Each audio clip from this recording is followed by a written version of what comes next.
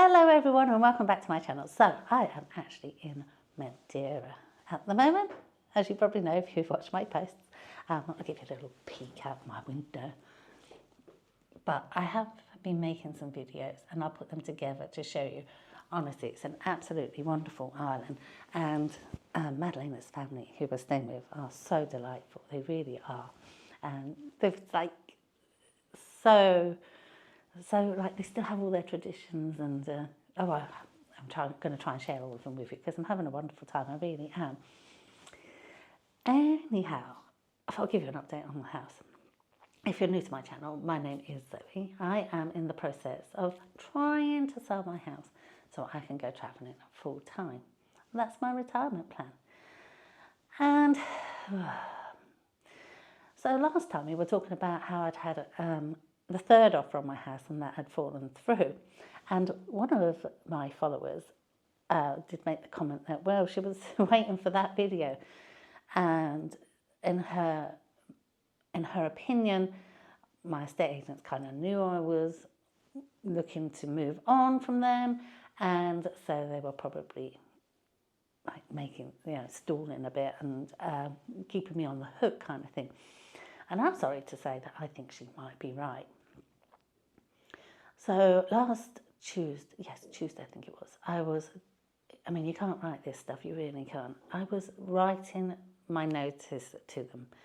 I've been with them now for 4 months and I've had, 4 or 5 viewings and 2 wasted time buyers. They haven't sold the house in 4 months. They're not the right estate agent for me. It's just going stale. It's not going anywhere. So I thought, I need to just regroup. So, and I know a lot of you advised me this as well. And I do appreciate all your comments. I do read them all. And I do appreciate your advice. So I was writing to them on Tuesday to say that I was going to terminate my agency agreement. So I don't have a minimum term with them, but I do have to give 28 days notice. And that's fair. They've put the marketing in. I don't have a problem with that. And just as I was writing it, I got a phone call from them to say that the lady that had viewed the week before wanted to do a second viewing at the weekend. And I thought, And she said, oh, she's so keen, very keen. It's between 2 houses, yours and one other, but I think she's going to pick yours because the other one needs a lot of work. They're not supposed to be selling to me. They're supposed to be selling to the person buying my house. Anyhow, so I thought, well, I won't send the email then. I'll wait and see what happens. Anyway, 10 minutes before the viewing was supposed to happen, I got an email to say it'd been cancelled. Then I had to chase them for a reason why it'd been cancelled, and it was because she'd made an offer on the other property already. So I'm sorry to say that I think my viewer who suggested that this was what my agent was doing to keep me on the hook is right. And so I have terminated the agreement. So I've given notice to terminate it. So they've got 28 days left. And then in January, we'll have a rethink. Now, one of the questions that, and one of the topics that a lot of you talk about is, why don't I just rent my house out? And because if I rented it out, I'd have the home. I understand why people are suggesting this because, I'd have a home to come back to. I'd get the rent money. I'd get, hopefully the house would go up in value. I absolutely understand that. Now, renting is not my first choice, and there's a number of reasons for this. There's one, if I was to stay in the UK now, as much as I love my house, in the next sort of 5-10 years, I probably would sell it anyway and move back up north to a smaller place and move to be with my family. So if I rented my house out for the next 5 years, it is probably where I would want to come home to anyway. I do love my house. I don't want people to think I don't. I love where I live. I love my neighbours.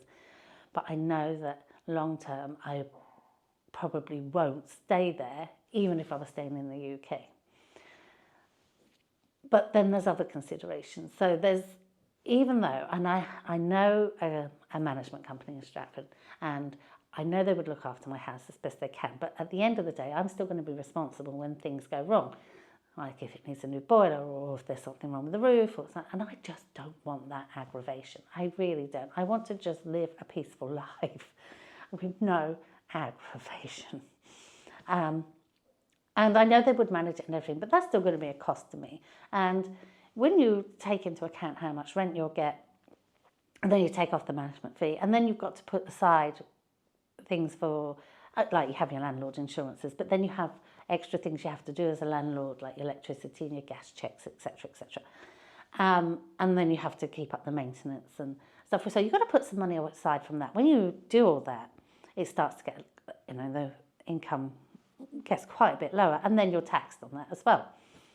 But the main thing is, if I rented it out, and I rented it out for, I think, I'm not sure how many years it is, but after a couple of years or something, and then I sold it, and it wasn't my main residence, because it wouldn't be, I would get capital gains tax on the proceeds as well. Now that's that would be a massive blow to me, and something I really couldn't afford to risk. And they're forever changing things in the UK at the moment, so you never know where you're going to be. But I really don't want to end up with a capital gains tax on my house. So I think for those reasons, I'm not saying no to renting, but I could only ever do it short term to avoid the capital gains, and I don't know whether it's going to be worth it. So I'm always having to consider these things, but it is not my first choice for those reasons. Which then leads me on to the point that some people seem to think I'm going to sell my house and spend all the money on travelling until I'm skinned. Well, okay, that's not quite right. So my plan is actually to invest the money I get from my house and use the interest to partly fund my travels. Because obviously the interest I get on it isn't enough to fully support it. And then I will also have my private pension this year, and state pension in many, many years yet. I'm not that old. And I will still be working for, well, it's family business now, but it'll be my son's business this year when we do the full transition, and I shall just work for him part-time doing his paperwork and things, which I can do wherever I am. So I'll make a little bit of money out of that as well. I'm not saying I'm going to be very rich, and I'm going to have to be very frugal when I'm travelling. And that is why I wanted to slow travel, so I'm not spending money on flights, back and forth. I can just keep moving. I can get discounts because I'll be staying in a place long term. There's lots of reasons for it. So no, I'm not going to be blowing my whole house money on travelling. That money will stay there, because if in 5 years I decide, okay, I've got this travel bug out of my system and I actually don't like it and I want to come back to the UK, I'll have that money to go and buy another property. So please don't worry that I'm going to just blow all my money. I'm not. No, I know I'm hoping I've got a long time to live yet, so I need my money to last. But I want to enjoy myself in the meantime, I really do. And, the other option is I just keep my house for now and just travel, which is what I'm kind of doing at the moment. The problem with that is it's very expensive maintaining a house in the UK at the moment, and it does take up a lot of your budget. You've got your council tax, you've got your electricity bills, which is sky high, water, all of that, household insurance. And it's very difficult to get household insurance that will cover you if you're out of the house for I think I managed to get up to 2 months last year. And if I want to go longer than that, my household insurance just goes through the roof. I'm very lucky. My neighbours keep an eye on my property for me. But having a house is it's a big expense on its own. And that money I could be using to do other things. Because if I'm not here, what is the point in having it? Really, what is the point? I did think about buying like a smaller place in Stratford, like a flat, which is much easier to leave because obviously it's leasehold, so all the maintenance and that is done by the leaseholder. But again, I'm still going to have costs. But if I don't want to be here, I'm only going to be here just to repack my bags, what is the point? And also, flights are expensive. So ideally, if you're going to go to, say, Asia, you don't want to be going to Asia and back Asia and back, and paying the cost of airfare. So you might as well just move from country to country while you're there, which is much cheaper, save you a lot of money. Because the biggest costs are owning a home and flights for me. So that's where we're at. So in January, we'll be re-looking at whether we put it back on the market or we wait till spring to put it back up on the market. I'm going to have to talk to another few agents, get some advice.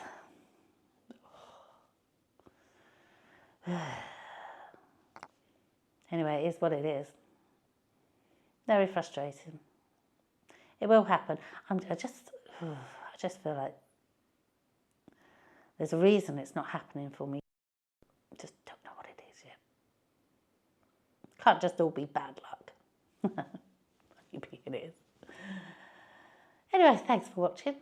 So like I said, I am in Madeira at the moment. I will be putting some videos out on that, having a wonderful time here. And my Australia vlog, I think there's 3 left of that this week, and then that'll be the end of my Australia vlog trip. So I hope you've enjoyed that too. Thanks for watching. I really appreciate all your support, all your comments, and we just keep ploughing on. Take care. See you all soon. Bye.